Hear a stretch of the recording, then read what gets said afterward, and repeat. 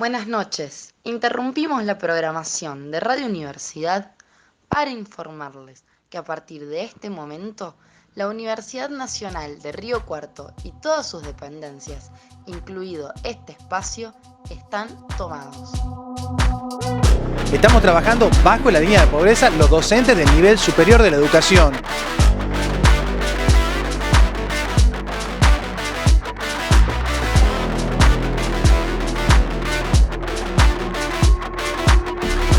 Anunciarles que hemos acordado con el Fondo Monetario Internacional adelantar todos los fondos necesarios. Día que el dólar rompió todos los récords y también todos los pronósticos.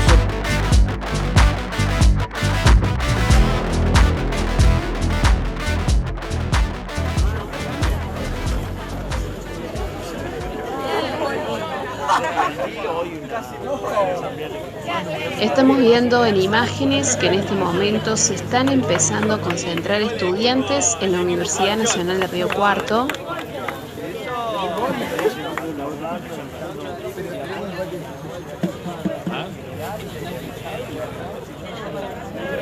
Se espera también que lleguen algunos docentes.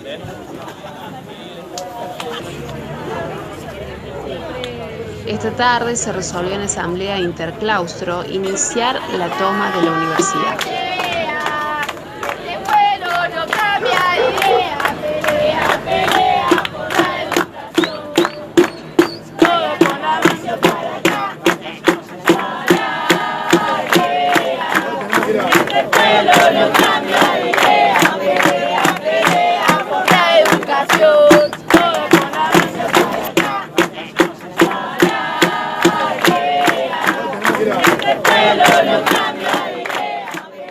Los que estábamos en la toma o los que primero estuvimos en las reuniones previas a la toma de la universidad, empezábamos a sentir nerviosismo, entusiasmo y quizá incertidumbre por no saber lo que iba a ocurrir.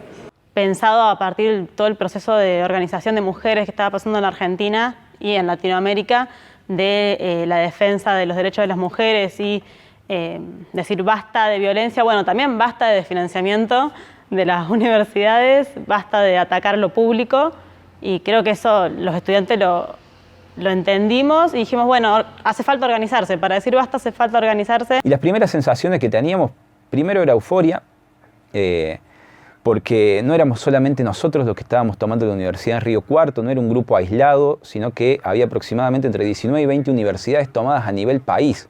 Es decir, eso reflejaba que no era una cuestión individual, no era una cuestión de capricho de los estudiantes y de la sociedad en general de Río Cuarto, sino que realmente había un problema que había que combatir, que había que visibilizar, y eso se notaba a nivel país. Generalmente estamos acostumbrados a sentir emociones individuales, pero cuando una emoción es compartida por varias personas, se siente como con una dimensión histórica muy palpable que hace que te sientas adentro del calor, en este caso del calor de la lucha. Y era como, bueno, sí, votamos en la asamblea a tomar la universidad. ¿Qué hacemos cuando tomamos la universidad? No nos íbamos a quedar un mes, pero tampoco sabíamos, no teníamos un plazo definido de decir nos vamos a quedar 48 horas o 72 horas. Entonces, en ese sentido era muy importante empezar a organizarnos. Y apenas ingresamos, que ya estaba todo se estaba empezando a organizar, fue impresionante la sensación de que había un montón de gente que no conocía y que sin embargo de alguna manera sabía que estábamos todos luchando por lo mismo. Nunca dudamos de si estaba mal o bien lo que hacíamos. Se salía de esos parámetros, era algo necesario. Apenas llegué el viernes a la mañana, me sumé a la comisión de seguridad. Un poco las funciones o las tareas de la Comisión de Seguridad era, en principio, garantizar la integridad física de toda la gente que estaba acá, que entraba, que salía, garantizar que las instalaciones se cuidasen, que no se rompiera nada. Se nos criticó mucho en aquel momento, pero nosotros en la toma nunca quisimos vaciar la universidad de contenido, siempre reivindicamos el valor y la importancia que tenía el contenido dentro de la universidad. Por ejemplo, el primer día, bueno, ¿cómo vamos a escribir? ¿A quién vamos a dirigirnos? ¿Quiénes somos? ¿de qué vamos a hablar? Bueno, decimos que la situación económica es tal. Bueno, busquemos contenido, busquemos información para argumentar cada cosa que decíamos. El rol que tuvimos dentro de la Comisión de Comunicación fue bastante importante en el sentido que éramos los encargados de informar sobre lo que estaba pasando adentro de la toma a la comunidad. Acá en la Radio Universidad fue uno de los bastiones de la toma en el sentido que lo usábamos para repartir, para de alguna manera comunicar fidedignamente. Dentro de todo lo que era la cantidad de gente que estaba acá, mañana y tarde, también fue rara, digamos, rara y linda a la vez, pero una sensación de que cada individualidad, o sea, cada persona que estaba acá, de repente se volvía imprescindible. ¿O para qué sirvió que nos abriéramos a la comunidad? Bueno, por un lado, para difundir. Muchas personas de Río Cuarto no estaban enteradas de que una de las instituciones más importantes de la ciudad estaba tomada. También sirvió para comunicar y para hacernos comprender. Tuvimos la oportunidad de salir en diversas comisiones de la organización territorial para hablar con distintos sectores. Llevaban, por ejemplo, materiales a la radio de la universidad o traían hasta acá comida para ayudarnos, para mantener la lucha, para proteger lo que presentían como algo positivo, que era la lucha de los estudiantes y de los docentes por algo genuino. El hecho de que la asamblea pasara a ser una asamblea estudiantil o una social, me parece que fue uno de los puntos bisagras de la toma, en el sentido que empezamos a comprender que la universidad no es una cuestión que le pertenece solamente a los estudiantes o solamente a los docentes, sino a la comunidad en general. Y yo creo que fue como un arma de doble filo, porque por un lado la argumentación de que la asamblea se convierta en social y que que la universidad se llene de pueblo y todo eso era un discurso que convencía muy fácil y muy rápido, pero por el otro lado me parece que en realidad había una táctica o un fin atrás de cambiarle el nombre, que era, bueno, traigamos sectores que van a decidir el futuro o no de la toma y qué futuro va a tener la toma. De repente vino un gobierno que iba por todo, iba por el Estado, iba por la educación, iba por la salud. Entonces, en ese sentido, me parece que el plan de acción fue tratar de movilizar, fue tratar de juntar a las personas, a los sujetos que interpelaba de manera más inmediata esos recortes y después hacer que todo eso fuera confluyendo. Que hayamos hecho la protesta en lo rural de manera pacífica, silenciosa, fue significativo, pero además más significativo es el hecho de ir y ocupar el territorio de la rural, ¿no? Que es el lugar que cobijó y que acompañó siempre a los grandes capitales en la historia de nuestro país, pero en la coyuntura que nos tocaba vivir a Mauricio Macri y a todo su gabinete.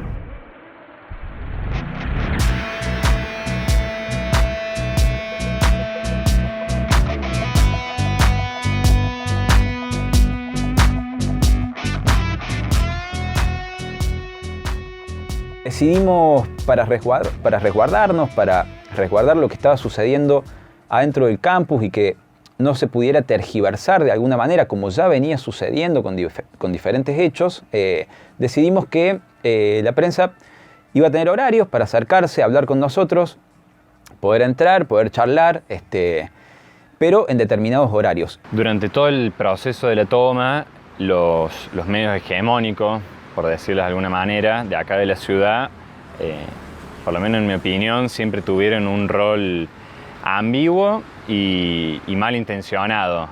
Los medios hegemónicos de Río Cuarto no querían que le pongamos ningún límite, ¿no? Querían hacer lo que quisieran y decíamos, bueno, no, este es nuestro espacio de lucha y van a entrar bajo determinadas condiciones.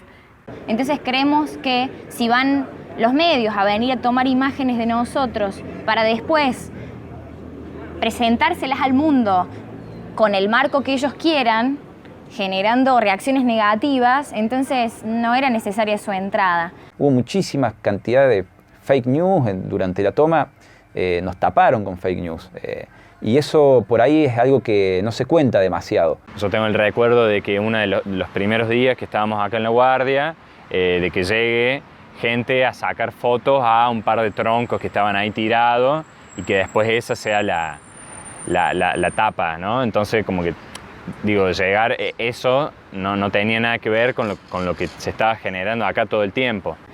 Sí organizamos una entrada bien pensada, que era la de la conferencia de prensa, en la que habló un representante de cada comisión, y bueno, aún así no quedaron satisfechos y siguieron buscando entrar, quizá precisamente la medida de no dejarlos estar acá con nosotros hizo que tomaran su partido al respecto, y bueno, nos castigaron el proceso de la toma. Los medios se sacaron todas las dudas de que no estábamos rompiendo la universidad como querían mostrar o querían inventar. Bueno, toda esa circulación de información, todo ese cúmulo informativo que algunos incluso vomitaban a través de la radio con mucha bronca y con mucha rabia, llevó a radicalizar determinadas posturas. Durante la toma, de alguna manera queda demostrado que incluso acá dentro, en una universidad pública y gratuita, hay compañeros que no tienen esa visión de mundo y que no tienen esas expectativas por querer compartir los conocimientos con el otro y adhieren a un pensamiento occidental, individualista. Ellos surgieron en contra nuestro. No era, bueno, queremos estudiar y a nosotros nos parece que para defender la educación tenemos que hacer esto, esto y esto. No nos decían nada. Nunca hubo una propuesta clara de cuál era, si la toma no era el camino, nunca plantearon cuál era la otra manera de seguir adelante la defensa. Su lema era queremos estudiar, y entonces era como, ¿cómo puede ser que te digan que queremos estudiar si todos queremos estudiar, estamos todos diciendo lo mismo y defendiendo lo mismo? Y ahí en las palabras está todo. En realidad la discusión no iba por ahí, no se trataba de estudiar o no estudiar, sino de pensar en la universidad del futuro, de pensar en quienes no pueden acceder incluso a una universidad pública y gratuita, y animarse a reclamar por aquellos que no pueden llegar hasta acá. Tampoco había que ser inocentes, digamos. Sabíamos que nos iban a atacar. Desde el primer momento que votamos tomar la universidad, sabíamos que corríamos riesgo desde que viniera la gendarmería a sacarnos a que, no sé, cayera toda la población de Río Cuarto a decir, defendamos la universidad. A la noche, cada vez que empezaban la guardia, venían los rumores de que podía llegar a darse un posible desalojo por parte de gendarmería o de la policía. La desinformación o la información tergiversada que circulaba de la toma y de lo que nosotros estábamos haciendo adentro de la universidad alimentó y fogoneó posiciones duras, incluso violentas de los grupos antitomas para o sacarnos de adentro a través de las fuerzas de seguridad o tratar de levantar la toma a través de la asamblea como intentaron hacer. Y por eso muchas personas que no estaban al tanto de lo que ocurría acá adentro se pusieron a favor de los antitomas. La posibilidad de que haya una represión, siendo que acá estábamos pacíficamente, bueno, también rememoraba los episodios más oscuros de la historia nuestra, donde a estudiantes también los han reprimido, y bueno, era todo el tiempo estar de alguna manera luchando con fantasmas. He tomado la decisión de reducir la cantidad de ministerios a menos de la mitad. En cada una de las facultades ha definido tomar su unidad académica y defenderla en un concepto de educación pública siempre, ¿no?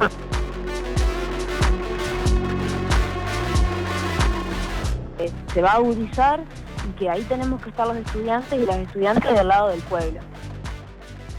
Cuando llegó el anuncio del recorte de los ministerios, fue un balazo de agua fría. Además, contemplando que teníamos entre 19 y 20 universidades tomadas al mismo tiempo con el objetivo de visibilizar la protesta, de hacerle conocer a la sociedad que estábamos sufriendo recortes significativos. Defender la educación pública no era solo defender la educación pública, era decir que queremos ministerios, decir que queremos que el Estado nos garantice el derecho a la salud, el derecho a la educación, el derecho a vivir dignamente. A partir de ese anuncio, que fue terrible, bueno, la tarea fue redoblar los esfuerzos para tratar de lograr esa unidad en la lucha y que, bueno, de alguna manera, ya claramente la perspectiva fue de resistencia.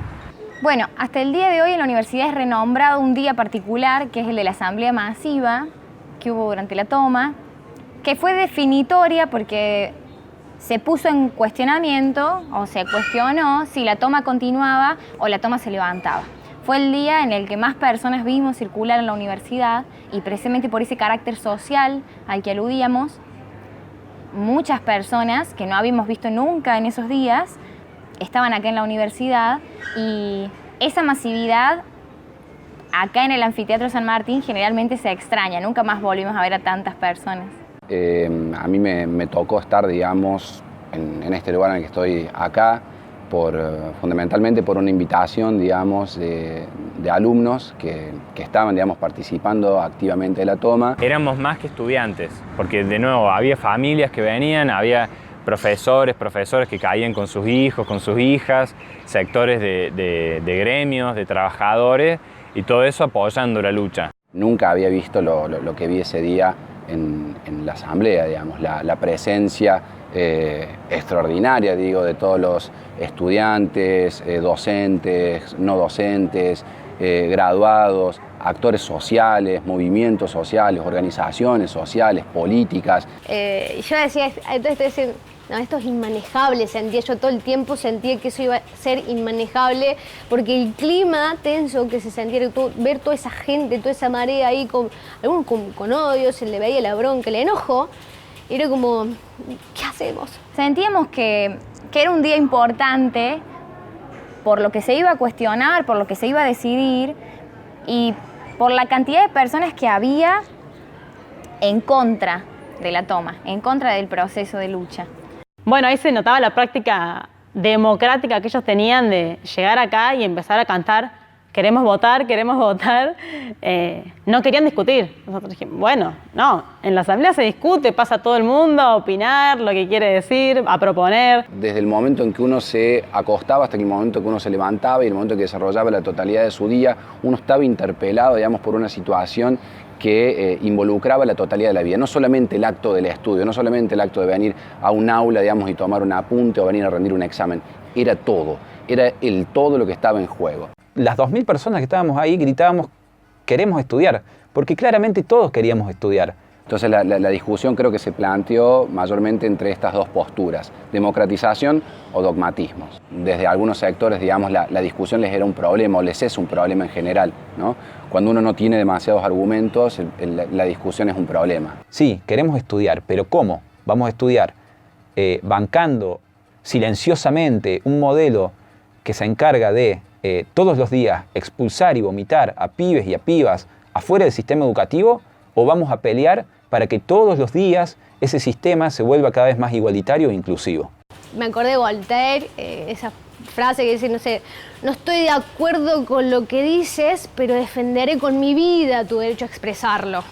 Creo que en eso se reunió mi función ese día. Creo que con Mica y con Bruno, que fueron quienes estaban, digamos, los alumnos que estaban también moderando acá conmigo, creo que identificamos, digamos, ¿no?, que el aire se cortaba ya, digamos, ¿no? Desde hacía ya muchas horas los que estaban en contra de la toma estaban forzando, digamos, el proceso de votación.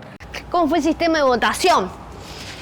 Bueno, en las asambleas anteriores era como simple levantar las manos, la mayoría era visible en un anfiteatro cerrado. Acá era, aparte lo importante era garantizar que realmente se contara voto por voto, que no hubiese duda de lo que se está votando, de lo que se está decidiendo. Todos acá presentes que tenían voto, y vos, sobre todo, pudieran garantizar que esto era democrático, digamos, que acá no había ni uno y che, me contaste 2, 3, me pusiste de más, no. Se organizó, se dispuso, digamos, la parte aquí central del anfiteatro como el lugar donde deberían venir aquellos, digamos, que estaban a favor, primero de la moción de continuar con la toma, ¿no?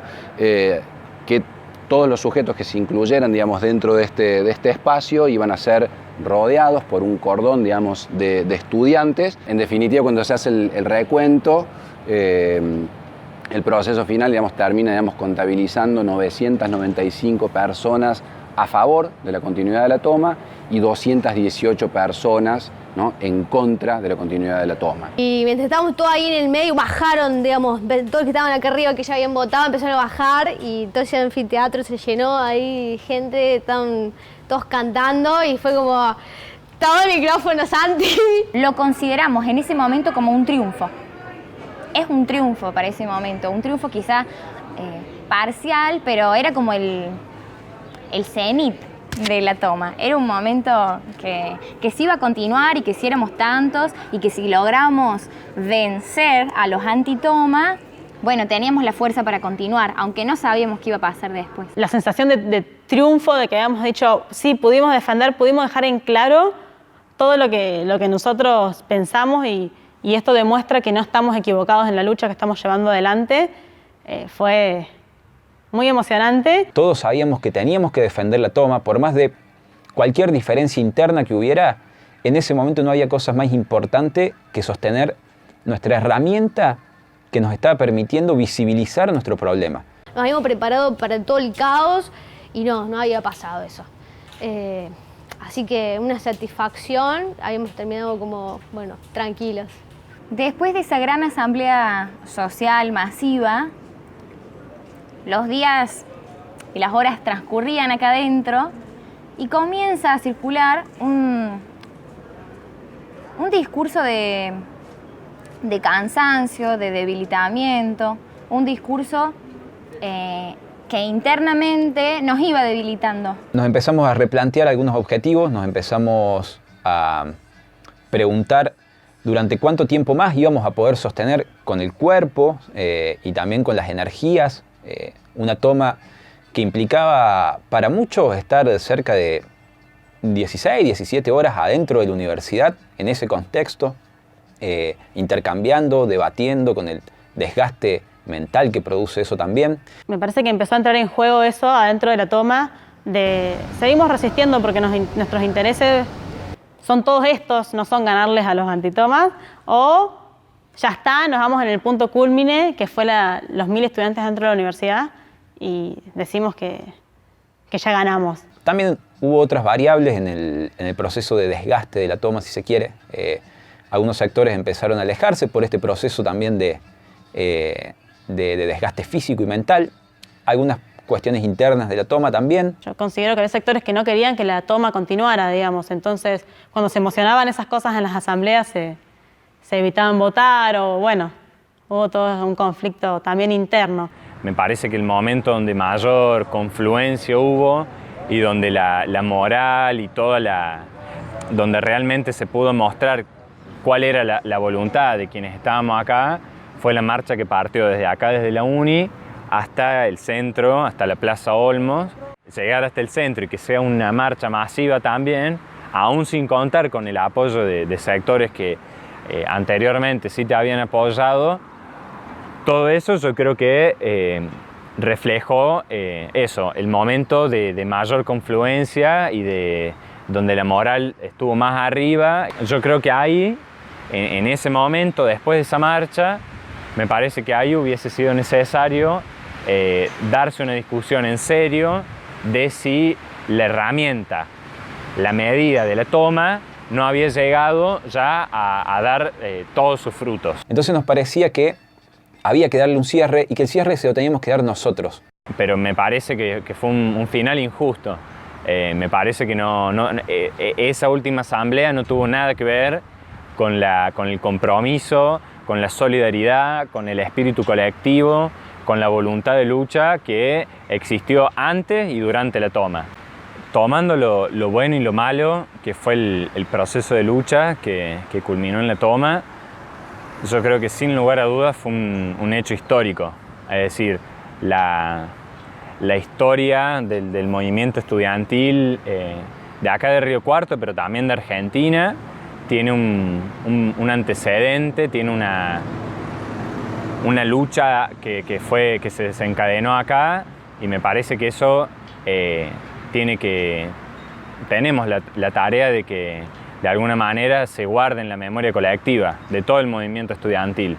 también nos hizo sentirnos parte de un modo distinto de nuestra universidad. Muchos ya nos sentíamos parte, ya la queríamos a la universidad, ya la sentíamos como nuestra casa, pero el hecho de dormir en sus aulas, el hecho de hacer asambleas de más de 10 horas en sus anfiteatros, el hecho de comer, dormir, amar, como la película, acá adentro, bueno, hizo que nuestro sentido de pertenencia a la universidad creciera mucho. Nos queda como preguntas y nos queda como objetivos, bueno, cómo empezamos a luchar y cómo empezamos a organizarnos a partir de ahora, porque los momentos que se vienen también van a ser seguramente muy difíciles y complejos, y como comunidad universitaria, como comunidad riocuartense que cuida un patrimonio tan importante como la universidad, tenemos y debemos además preguntarnos cuál va a ser el camino a seguir y los objetivos que vamos a tener en pos del objetivo primario de la toma, que era seguir garantizando una educación pública, laica, gratuita y accesible para todos y todas. Que el movimiento estudiantil tiene que volver a politizarse, tiene que volver a estar comprometido con la coyuntura y decir, bueno, esto no pasa aislado, lo que pasa en Chile, que es la juventud, es el rol de la juventud, ¿no? Y decir, bueno, sos como juventud, ¿qué futuro quiero y qué presente quiero? La gran pregunta que nos circunda a los que participamos de ese proceso y estamos en la actualidad viviendo momentos de mucha tensión a nivel continental es ¿por qué en ese momento, con condiciones materiales no tan terribles como las actuales, supimos levantarnos y animarnos a reclamar por nuestros derechos? Y hoy, que nuestros países hermanos están siendo acuchillados, estamos como dormidos. Cuando tengamos que volver a salir a las calles, cuando tengamos que volver a apelar a la organización colectiva, tenemos ahí esa instancia de lucha que de alguna manera va a estar ahí guardada, forma parte de nuestra memoria de lucha. No hay que olvidarla y hay que tenerla en cuenta para el futuro.